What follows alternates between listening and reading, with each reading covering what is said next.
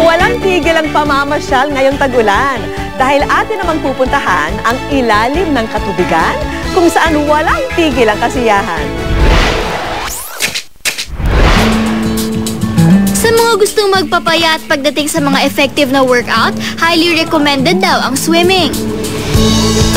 Swimming daw ang isa sa mga pinakamagandang workout dahil isa rin itong whole body exercise. Pero alam nyo ba na hindi na lang normal swimming ang mga pwede nyong gawin ngayon dahil sa mga bago at kakaibang paraan ng pagsiswimming?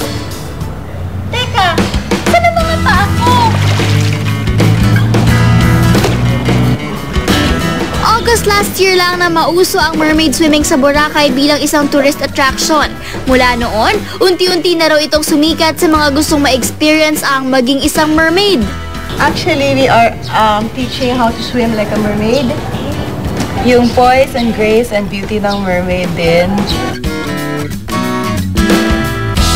Hindi po kayo nanonood ng movie dahil totoo pong may mga mermaid at may mermaid lessons ngayon, courtesy of Philippine Mermaid Swim Academy.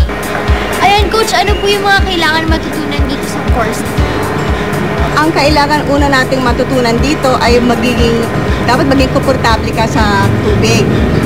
Dahil pag komportable ka sa tubig, marami kang pwedeng gawin. Lalo na kung gusto mo mag-exercise sa pamamagitan ng monofin at saka para mas masarap maging sirena.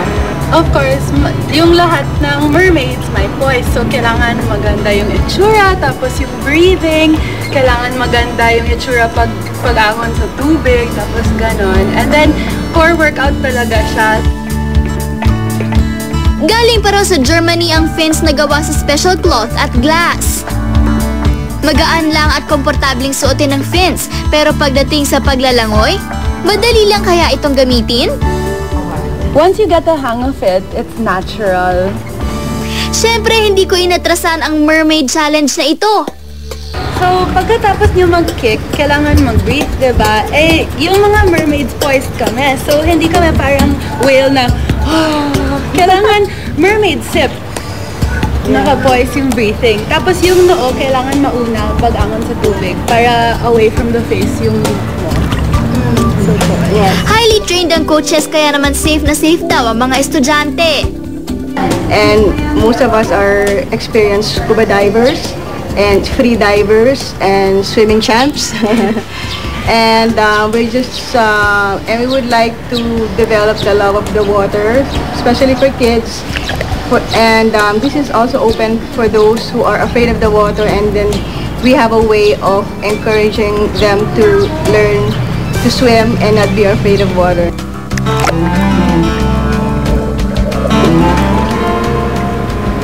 Ayan, my turn. Ako naman. Kaya ko to. Paano po? Tatalon-talon lang ako. Gagalan-galan. Ang baba ko po hanggang sa pinakababa.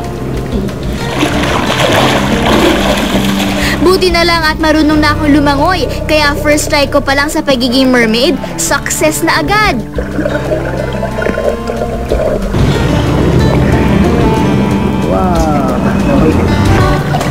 Pag pagod na kayo mag-swimming, ang pinakamadaling gawin ay mag-back floating. We call it the mermaid sunbathing also. So, gawin natin ngayon. Ready? And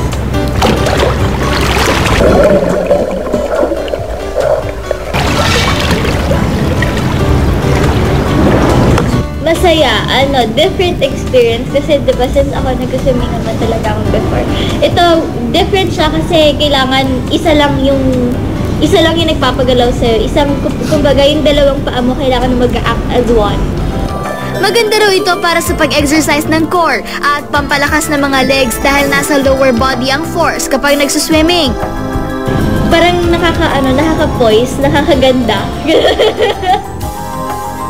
Kung fitness din lang ang pag-uusapan, pasok din ang underwater exercises na itinuturo ni Coach Sharon.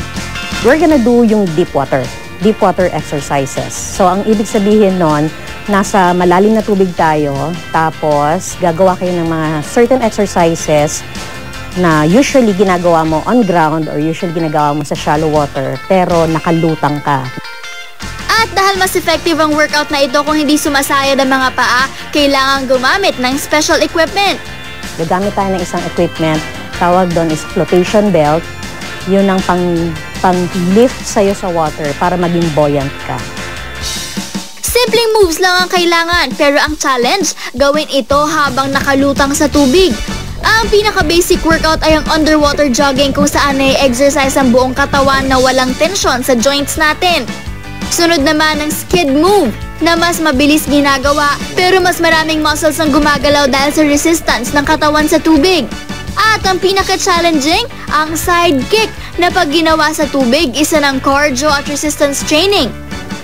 Well, una, sa cardio, very, very, very hard siya. Mahirap na mahirap siya in the sense na yung pressure ng water, since na nasa deep ka, mas malakas. So, merong push ng water sa chest mo. So, mas na-workout yung cardiovascular mo, yung lungs mo, tsaka yung heart mo. Kung gusto nyo ng mas advanced movements, may mga routine din na ipinakita si Coach, tulad ng traveling at suspended moguls, na lahat ginagawa underwater. At ang good news, pwedeng gawin ang mga exercise na ito ng mga bata at matatanda, pati na rin ng mga may problema sa katawan. Mas maliit kasi ang chanseng ma-injure ang katawan dahil nakalutang ito sa tubig. For beginners, sa shallow water muna ito ginagawa. Ang first timer na si Mommy Jo, enjoy na enjoy sa bago niyang fitness regimen. Iba kasi yung experience kapag nasa water ka, tapos gumagawa ka ng exercise. Kasi talagang yung bigat ng water, tsaka yung hirap kumilos, talagang magpa-function talaga yung buong katawan mo.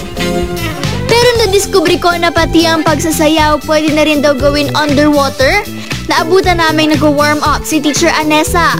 Ito po ay isang exercise na ginagamitan ng belly dancing movements sa tubig. Simpleng-simple lang daw ang exercise na to. Kailangan lang muna i-practice ang steps bago lumipat sa swimming pool na may lalim na hanggang dibdib. Dahil ginagawa ito sa ilalim ng tubig, mas mahirap raw ang movements kaya mas maraming calories ang nabuburn. For a more intense workout, bilisan lang ang mga dance steps. With this unique water exercise, pumapayat ka na, nag-e-enjoy ka pa. Ano pa man ang inyong edad, passion at fitness needs, maraming underwater exercise at activities ang babagay sa inyo. Hindi porket tapos na ang summer, hindi na kayo pwede mag-enjoy dahil marami pang water activities ang nag-iintay na subukan ninyo. Bye!